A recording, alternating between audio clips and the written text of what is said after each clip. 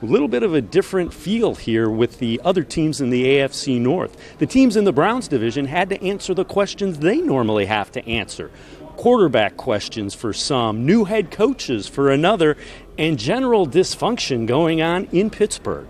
I really don't agree with the perception that there's huge drama within the Pittsburgh Steelers locker room. Again, Coach Tomlin treats our players like men. He gives them the opportunity to be a man, and he tries to grow them not only as professional football players, but as fathers, as brothers, as just as men.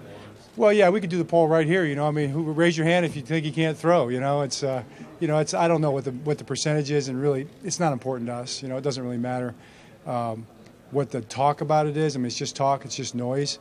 We're going to try to build the best offense we can around our quarterback, which is what you always do, and we believe he's a great football player. He's a great quarterback. How great remains to be seen. That's up to him and us. So looking forward to seeing what we can get done. Right out of the gate, huh? John Ross. So the question's on John Ross. Okay. We have had no discussions internally or externally on John Ross, so I don't know where that came from. That's out of the Ready, Fire, Aim School of Journalism, I guess. But it's fake news, I guess, maybe is the best way to put that. But we have had no discussions, and that's not in our plans. Antonio Brown, as we've acknowledged, we are looking into the possibility of trading him. What we've also acknowledged is we will only make a trade if it benefits the Pittsburgh Steelers. And he knows that, his representation knows that. That's been clearly explained, and we're willing to take a look. And if there's something that can be done to benefit both sides, great. If not, then we'll deal with that when we get to it.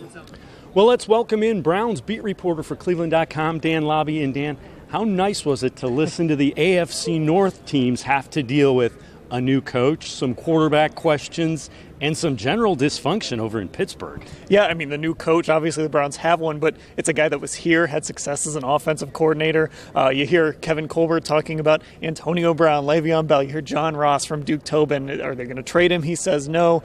So much going on in the North, and the Browns just kind of are here to fill needs and kind of complement their roster, and it just sort of shows the trajectory, I think, of where everyone's going right now. And does it really show that the division is kind of there for the taking, so to speak? Yeah, I think it is. I think there's a lot of work to be done. I would never count out the Steelers, even without Antonio Brown and Le'Veon Bell. The Browns haven't even beaten them in forever, so I wouldn't count them out. The Bengals, they're certainly on the downside, but you just never know with that football team, with Andy Dalton coming back. And, of course, the Ravens with Lamar Jackson, still that great defense. I think they're probably the biggest threat right now, the most stable of that group of teams right now. But, yeah, I think the AFC North is wide open. Have there been an offseason where there are fewer questions for the Browns since you've been covering them? I don't think there has been, actually, and I think a big part of that is you have your quarterback. So we're here at the Combine, and there's nothing to talk about on that front. Baker Mayfield's going to be the quarterback. We don't really have to care about the quarterbacks when they talk to the media on Friday. That part is stable. The head coach is stable. We don't know what he'll do on Sundays when the time comes, but you feel really good about what he did as offensive coordinator. So I just think it's having a roster, having some stability at the GM position, and having a quarterback. That's what really makes the difference.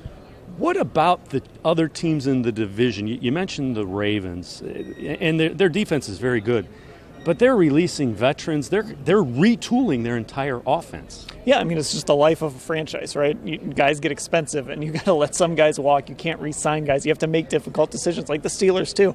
But again, the Ravens are hoping they have a quarterback in Lamar Jackson. And the thing I always have loved about the Ravens is they know who they are. And Eric DeCosta stood up there and said, we play defense. We're a good defensive team. So they have an identity, and they're going to work to stick with that identity. They're going to run the football on offense. And that's what the Browns want to be. You want to know what the Cleveland Browns are year to year.